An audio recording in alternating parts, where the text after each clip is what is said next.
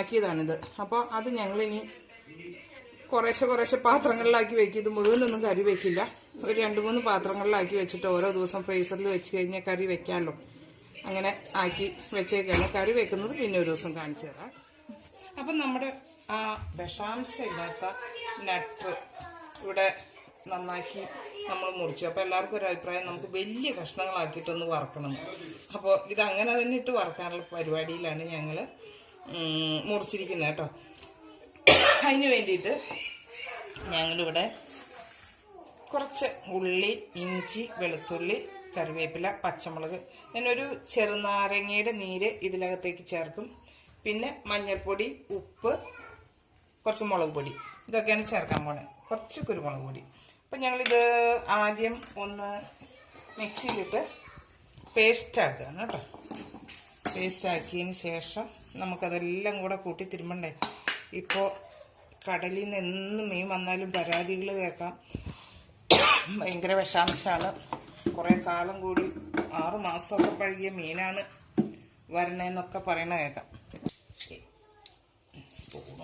ഞാൻ അതിലേക്ക് ആവശ്യമായിട്ടുള്ള കുറച്ച് ഉപ്പും കൂടി ഇതിനകത്തിട്ട് കൂട്ടി അരക്കുകയാണ്. മുളക് പൊടി പിന്നീട് ചേർക്കുന്നുള്ളൂ. ഇതൊന്ന് പേസ്റ്റാക്കി എടുക്കട്ടെ. ഓക്കെ, ഞാൻ ഈ അരച്ച് പേസ്റ്റാക്കി വെച്ചിരിക്കുന്ന ഇഞ്ചി വെളുത്തുള്ളി അതിനകത്തേക്ക് ഇവിടെ എരിവ് കുറവാണല്ലോ, മതി. അതുകൊണ്ട് 1 സ്പൂണ് മുളക് പൊടി ഇതിനകത്തേക്ക് ഇടുകയാണ് കേട്ടോ. അതുപോലെ 1 സ്പൂണ് മഞ്ഞൾപ്പൊടിയും കൂടി, ഇതെല്ലാം കൂടി ഇട്ടിട്ടാണ് ഒന്നും കൂടെ അടിക്കുന്നത് കേട്ടോ. ഞാനിത് പേസ്റ്റ് ആവാൻ വേണ്ടിയിട്ടേ നമുക്കൊരു തുള്ളി വെളിച്ചെണ്ണയും കൂടി ഇതിലേക്ക് ഒഴിച്ച്, എന്നാലും അത് കുഴഞ്ഞിരിക്കുകയുള്ളൂ. അപ്പോൾ നമ്മുടെ മീനിലേക്കൊക്കെ പിടിക്കണമെങ്കിൽ ഒരിച്ചിരി വെളിച്ചെണ്ണയും കൂടി അടിച്ചിട്ടാണ് ഒന്ന് അടിക്കുന്നത്. വെള്ളം ഒഴിക്കുന്നതിനേക്കാളും ടേസ്റ്റ് ഉണ്ടല്ലോ. നമ്മളെപ്പോഴും ടേസ്റ്റിനാണല്ലോ പ്രാധാന്യം ചോദിക്കുന്നത്. എല്ലാം കൂടി ചേർത്ത് പേസ്റ്റ് ആക്കി കേട്ടോ. ചെറുനാരങ്ങ നീരും വെളിച്ചെണ്ണയും മഞ്ഞപ്പൊടി, മുളക് പൊടി, ഉള്ളി, വെളുത്തുള്ളി എല്ലാം കൂടെ ഞങ്ങൾ ഒരുമിച്ച് അങ്ങ് അരച്ച് ആ പേസ്റ്റ് ആക്കിയിട്ട് നമ്മൾ ഇതിനകത്തേക്ക് ഈ മീനിലേക്ക് ഒന്ന് എല്ലാം പിടിക്കാൻ വേണ്ടിയിട്ട് നമുക്കൊന്ന് പിടിപ്പിച്ച് വയ്ക്കാം കേട്ടോ. ഒരു 15 മിനിറ്റ് ഇരുന്നാൽ നല്ല എല്ലാത്തിനും പിടിച്ചോളും. എന്നിട്ട് നമുക്കിത് വറുത്തെടുക്കാം. അപ്പോൾ നല്ല ഈ അരവൊക്കെ ഒന്ന് ശരിക്കും പിടിക്കാൻ വേണ്ടിയിട്ട് നമുക്കിങ്ങനെ ഒന്ന് പിടിപ്പിച്ച് വയ്ക്കാം. അപ്പോൾ നമ്മൾ ആ പൊടിയിട്ട് പേസ്റ്റ് ആക്കുന്നതിലും നല്ലതാണ്. ഇതുപോലെ ഒന്ന് അരച്ചേച്ച് പിടിപ്പിക്കുകയാണെങ്കിൽ നല്ല കുഴമ്പോടുകൂടി പിടിച്ച് കുറച്ച് നേരം അവിടെ ഇരുന്ന പ്രത്യേക ടേസ്റ്റാണ്. അപ്പോൾ അതവിടെ അപ്പോൾ ഇതെല്ലാം കൂടെ കുറച്ച് നേരം ഒന്ന് ഇരുന്ന് ഞാൻ ഈ ചെറുനാരങ്ങയുടെ നീരൊക്കെ ഒഴിച്ച് കഴിഞ്ഞപ്പോൾ ഒരു പ്രത്യേക ടേസ്റ്റ് ഉണ്ട്. എന്തായാലും നമുക്കത് പിടിക്കാം.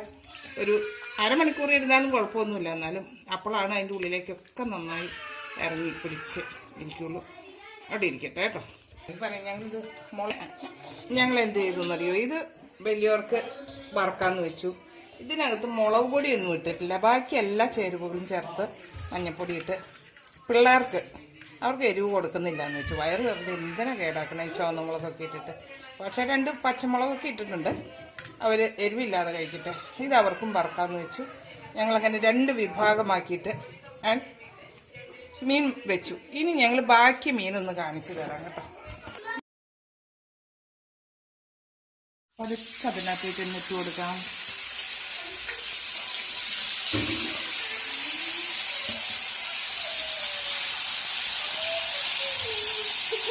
ഇനി എണ്ണ കറിക്കും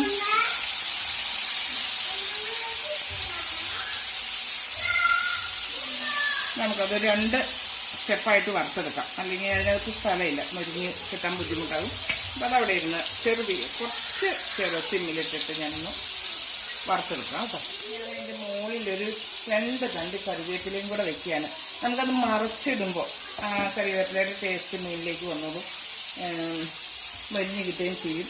അതങ്ങനെ അങ്ങോട്ട് കിടന്നോട്ടെ. ഭംഗിയായിട്ട് കറിവേപ്പില എത്രയായാലും അധികമാവില്ല. അതുകൊണ്ട്